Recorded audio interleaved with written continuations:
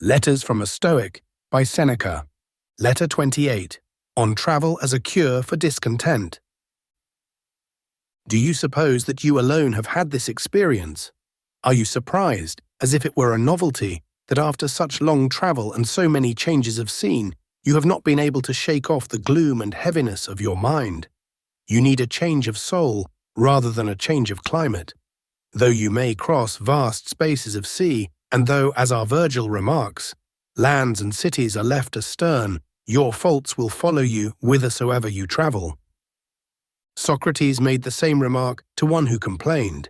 He said, "Why do you wonder that globe-trotting does not help you, seeing that you always take yourself with you?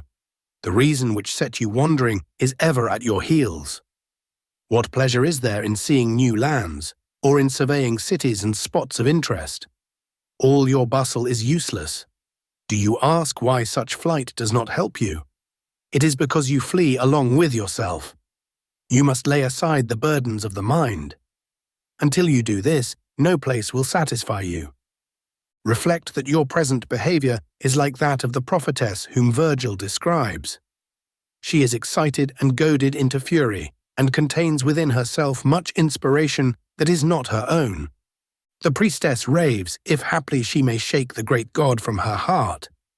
You wander hither and yon to rid yourself of the burden that rests upon you, though it becomes more troublesome by reason of your very restlessness.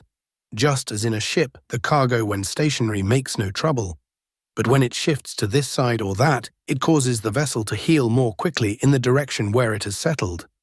Anything you do tells against you, and you hurt yourself by your very unrest. For you are shaking up a sick man. That trouble once removed, all change of scene will become pleasant. Though you may be driven to the uttermost ends of the earth, in whatever corner of a savage land you may find yourself, that place, however forbidding, will be to you a hospitable abode. The person you are matters more than the place to which you go. For that reason, we should not make the mind a bondsman to any one place. Live in this belief. I am not born for any one corner of the universe. This whole world is my country. If you saw this fact clearly, you would not be surprised at getting no benefit from the fresh scenes to which you roam each time through weariness of the old scenes. For the first would have pleased you in each case, had you believed it wholly yours. As it is, however, you are not journeying. You are drifting and being driven, only exchanging one place for another, although that which you seek, to live well, is found everywhere. Can there be any spot so full of confusion as the Forum? Yet you can live quietly even there, if necessary. Of course, if one were allowed to make one's own arrangements, I should flee far from the very sight and neighborhood of the Forum. For just as pestilential places assail even the strongest constitution, so there are some places which are also unwholesome for a healthy mind, which is not yet quite sound, though recovering from its ailment. I disagree with those who strike out into the midst of the billows and, welcoming a stormy existence, wrestle daily in hardihood of soul with life's problems. The wise man will endure all that, but will not choose it. He will prefer to be at peace rather than at war.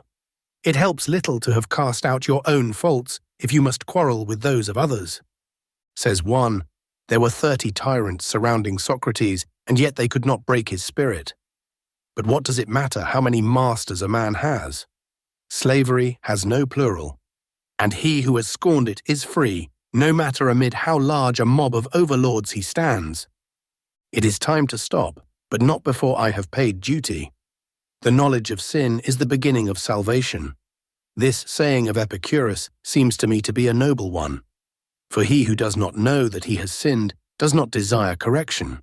You must discover yourself in the wrong before you can reform yourself. Some boast of their faults. Do you think that the man has any thought of mending his ways who counts over his vices as if they were virtues? Therefore, as far as possible, prove yourself guilty. Hunt up charges against yourself. Play the part, first of accuser, then of judge, last of intercessor. At times be harsh with yourself. Farewell.